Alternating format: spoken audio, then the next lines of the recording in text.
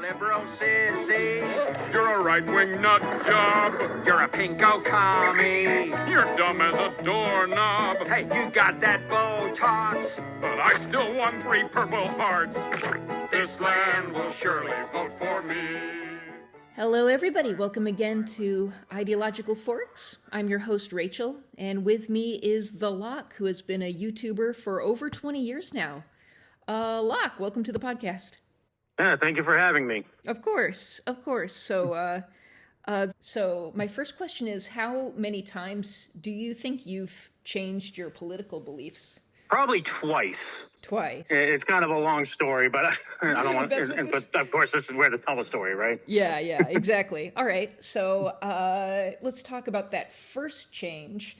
What was your initial political belief, and what happened that made you think, you know what, I can't keep doing this. I got to change my political belief to something else. What was change number one? All right, first, I told you this offline, but for those listening, I live in the bluest state in the Union. I grew up in Massachusetts, so everything was Kennedy. Ted Kennedy, Bobby Kennedy, Senior, not Junior, John F. Kennedy, and John Kerry, Mitt Romney. So everything was Democratic around here. So when I was young, Clinton was the man, and Al Gore after him. That was basically what I was conditioned to do until about middle school, when I started to change because of what was going on at the time. So what happened to make you shift away? There was, at the time, there was called the Metco busing. And it was about, the Metco program was to take kids from the inner city and give them a better education in suburban public schools, good public schools. And my dad's like, oh, this is a bad idea. You're putting a bunch of ghetto kids with suburban kids. It's not going to go well. And me being just a kid, I didn't think anything of it. But then I started seeing the way certain people behaved. And again, this is my immaturity at the time. This is going to lead to the second change. Mm-hmm. But I'm seeing my dad saying, oh, yeah, watch your wallet, crap like that. And then all of a sudden I'm hearing people getting robbed and, people going and getting suspended and stuff like that. And I'm like, oh, maybe my dad was right. And so I'm like, wait a minute, who's responsible for this? And it's basically the Democratic governors are in charge of this. And I'm like, oh, all right, maybe I was wrong. Maybe Republicans the way to go.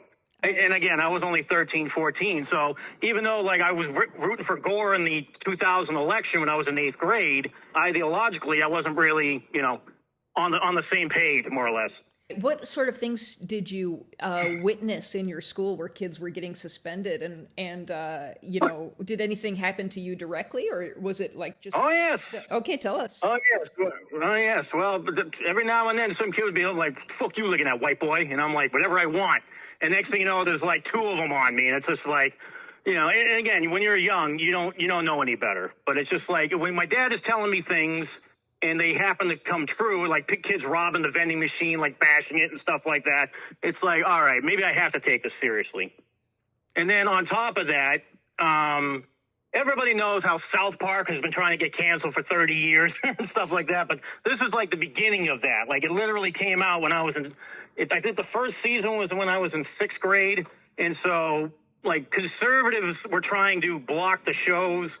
But then even liberals were like, this is offensive. And I'm like, wait a minute, whose side do I choose here? So that's going to lead to the second change. What about their criticism of South Park did you find to be bullshit? Well, it's also a product of the time, because the 90s, the early to mid 90s was the era of the gross. That's when Nickelodeon was a big, with Ren and Stimpy and Rocko's Modern Life and Beavis and Butthead and all the shows that were for kids, but not for kids. You know what I'm saying?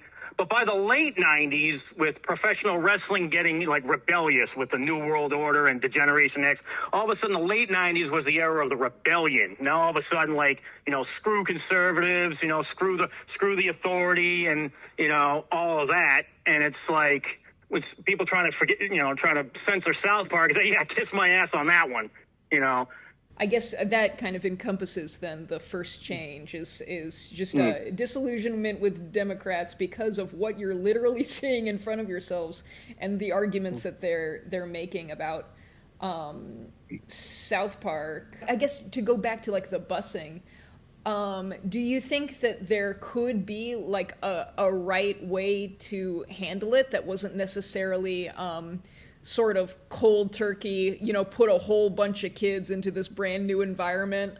Or, like, do you think that there could have been, like, a way to handle it that just wasn't so destructive? Yes, and this is my maturity talking many years later. When you're a kid, you don't think of these things. But, like, basically a screening process. Like, if the kid is, like, has a psychological issue or they already have a record or something like that, that's a red flag right there. But otherwise, like, perfectly normal students, like, and that was the thing. Like, that was my immaturity at the time. As I got older in high school and I started meeting more people and starting branching out from my little town, so to speak, it was like, all right, maybe I was wrong a second time. Mm-hmm. And, there's got to be a better way. So, in compromise is just basically better screening. That's what could have happened. Do you think that you've got the first change out of the way? We ready to talk about change number 2?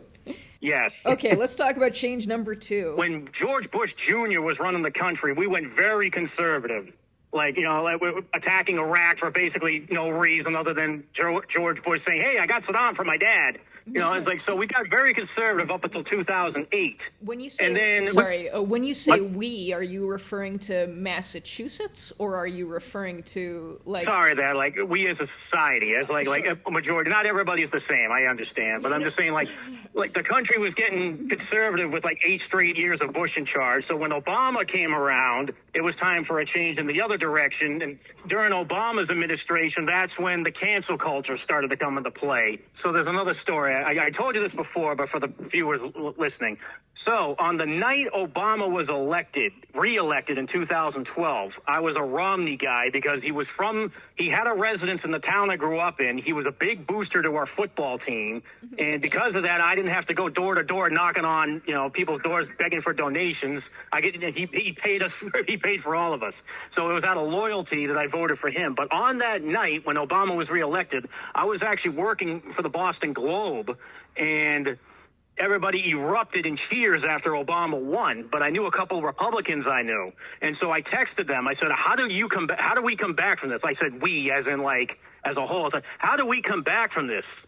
It's like, how do you beat this wave of Black Lives, I don't even know if the term was around then, but the whole Black Lives Matter movement and the democratic process that we even that continues even today. It's like, how do we come back from this? If you told me on that night Donald Trump was the answer, I would have laughed at you. Sure. What was your experience with cancel culture? Was there a movie that you enjoyed that you got canceled for? So there was a movie that came out in 1939. It was called Gunga Din, and it stars actors that most people won't even know these days. But the thing was, that was one of my grandfather's favorite movies. So as a child, I used to watch it with him, and he passed away in 2012. And that was right around the time that cancel culture, basically due to social media, started coming up. So if you wanted to talk about it, you couldn't, because if I mentioned, oh, yeah, I like Gunga Din, and then somebody mentioned, oh, the lead character's in blackface. And it's like, so? And it's like, well, that's not good. It's like, what do you want me to do about it? So that was the thing, is just movies can't have blackface. Movies can't have rape jokes. The movies can't have racist characters. And that's not to get ahead of ourselves, but even today, it's they're shitting on actors for playing racist roles. And it's just it's an act. It's not real. Why are we getting mad at that? And so that's where we're headed these days. I see. What was it that you enjoyed about Gunga Din? Well, no, it was a campy movie for what it was. I'm in the classic cinema, so it's the movie was set in India in the late 1800s when Thuggees were still around, and it was basically 3 British soldiers in British-occupied India fighting off Thuggees, and one of them is supposed to be a 16-year-old Indian kid who helps them out. Unfortunately, in the movie, the 16-year-old Indian kid is played by a 50-year-old Jewish white man, so that's where the holdup is coming from.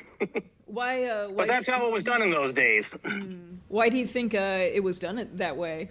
Because that's the way it was back then. It was any production on film, because America was very racist back in the day, before the Civil Rights Movement. So in the 1930s, it was not uncommon to, instead of casting a black person, they would just have a white person in blackface. That's where the expression came from. Maybe the directors were progressive, I don't know, but they felt like it wasn't the right time to hire an Indian kid or something.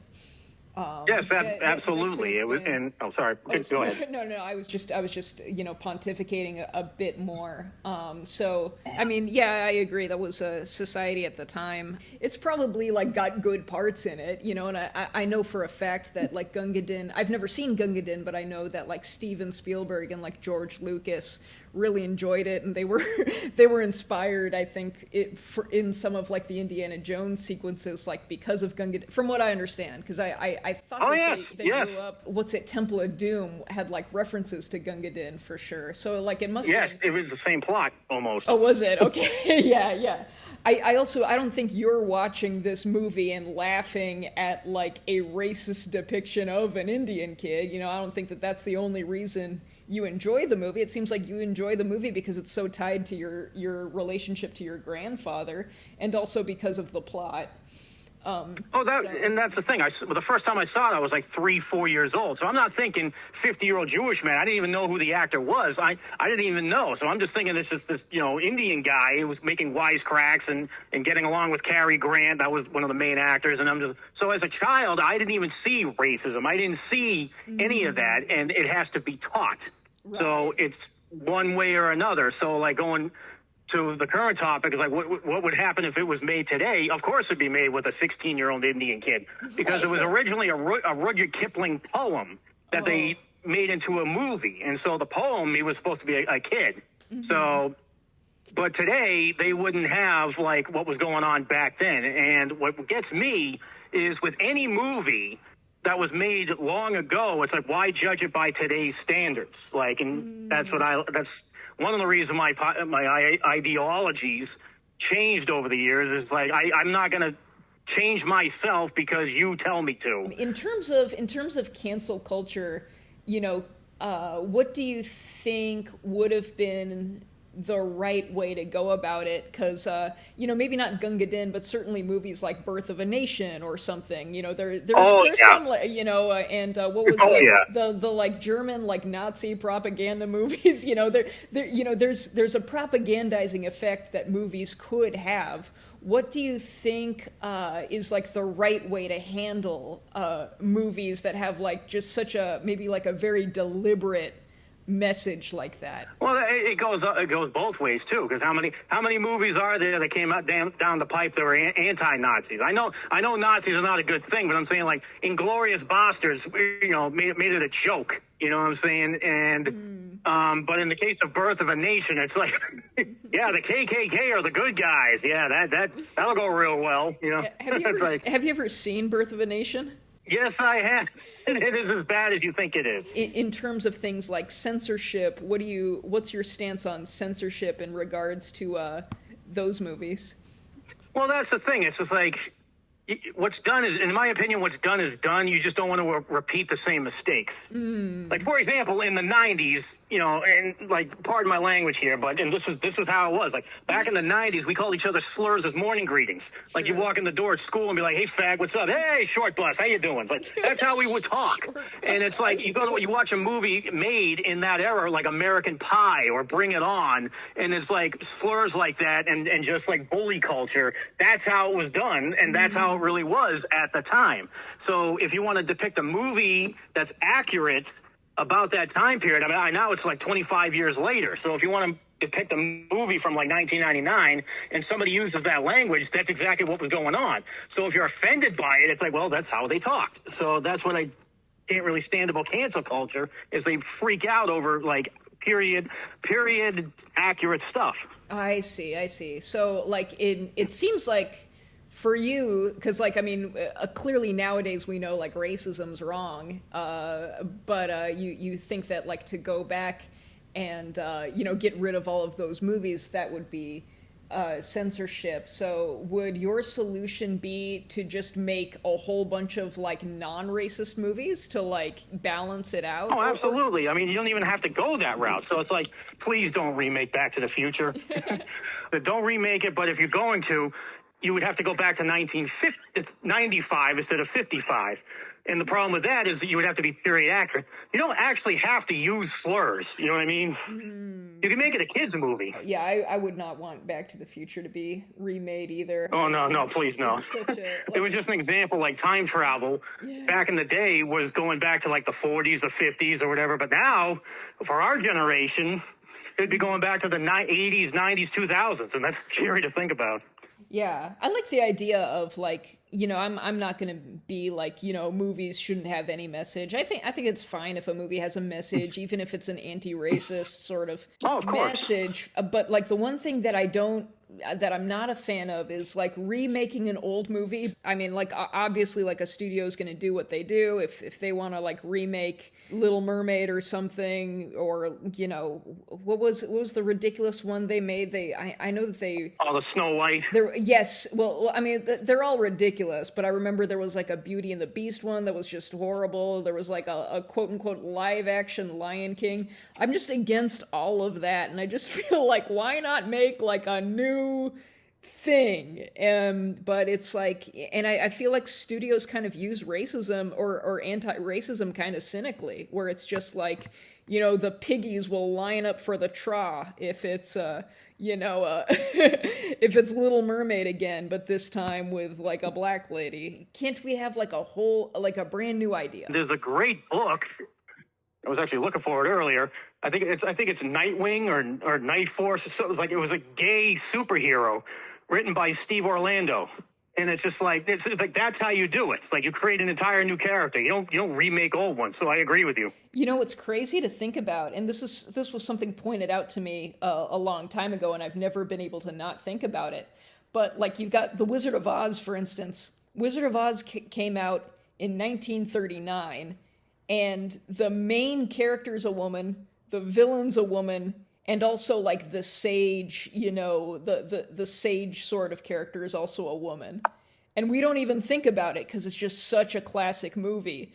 You know, nobody thinks of it as like a feminist film, right? The Wizard of Oz. That is one of the best examples I've ever heard. I didn't even think of that until now.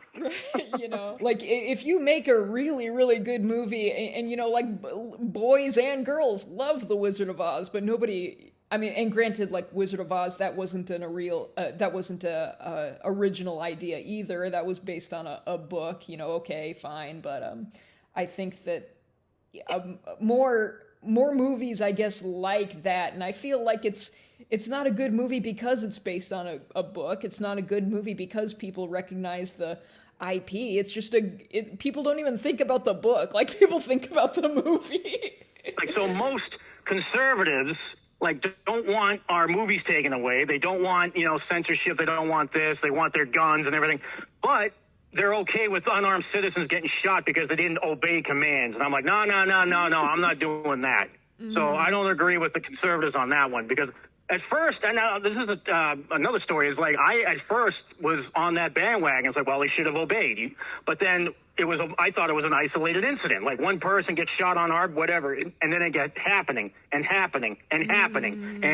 one person was shot just waving down help because his car broke down. One person was literally in their own house doing nothing and got shot. And then another person got strangled to death on the streets of New York City. What was that? And it's just like Eric Garner? That was the Eric Garner. Yes, Eric Garner. Like literally like over cigarettes. And it's just like, wait a minute, that guy was no threat. So the more it kept happening, the more I'm like, you know what, this is a thing. This isn't right.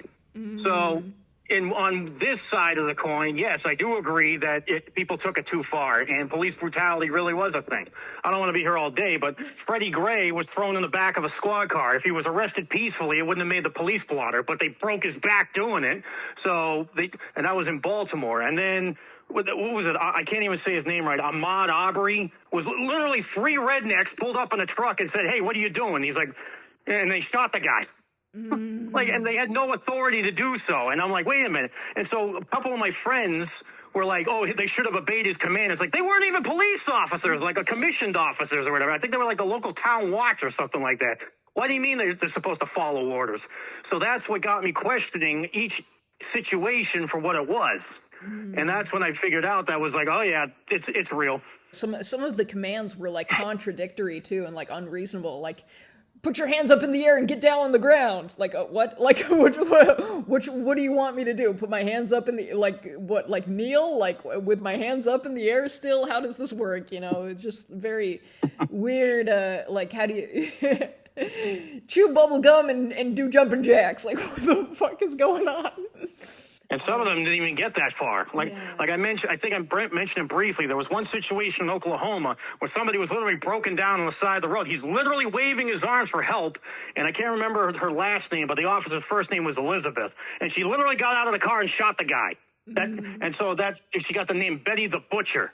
And did she get fired and thrown in jail? No, she got put on administrative leave. I'm like, that's BS. That's crazy. Like, that's like, what do you mean obey? What commands was he supposed to obey at that time, you know? Just to sort of recap, you're a Democrat, and then you're kind of against the Democrats because of, or you become more of a Republican because of the situation. I went from Democrat to, like, Republican, and then eventually into the middle because I could see both sides, like, long story short. You can look at any situation either way. The perfect way, or not the perfect way, but the whole Kyle Rittenhouse situation. One side, he's a murderous mass murderer, and the other side, he's an American hero. Like, it depends on who you talk to. That's basically the world. It's like everything depends on who you talk to. Is Donald Trump Satan incarnate, or is he a great American hero? You know, you decide. And I guess my ideological today is basically a centrist because I see things on both sides because, you know, I got one side saying that, like, you know, oh, you should be you should listen to authority, but then it's like, why are you murdering citizens? And on the other side, it's like, I want to watch this movie from 1939. Oh, you can't because it's got blackface in it. So it's like, I'm not one way or another because there's too many things on one side that I don't agree with. Do you think there's ever an instance where a group of people could be wrong? Like, you know, because you're a centrist, you think that everybody's wrong, but like, does the wrongness, does it have like equal weight on all sides? Because like looking at the issues, I sort of feel like in terms of good and bad, you know, I would say that being annoying about Gunga Din is not like as bad as like condoning police brutality, you know what I mean? Absolutely. Absolutely. So do you think everybody's equally wrong, or do you think some people are like more wrong than others? Well, it's like I said, like the whole thing is it depends on who you talk to. You have to like come up with your own thing. Like some people think Amber Heard was the aggressor. Some people think Johnny Depp was the aggressor. It's like what's a current topic? What's been in the news lately? I mean, we could talk about Trump attacking Iran. People think it's a good idea. Some people think it's a bad idea. I personally think it was stupid, but you know, it depends on who you talk to. Depends on who you talk to. Yeah, Iran thinks it's a good thing because Iran freaking won. I'm just kidding. So you're kind of like giving like equal weight to like everybody's point of view.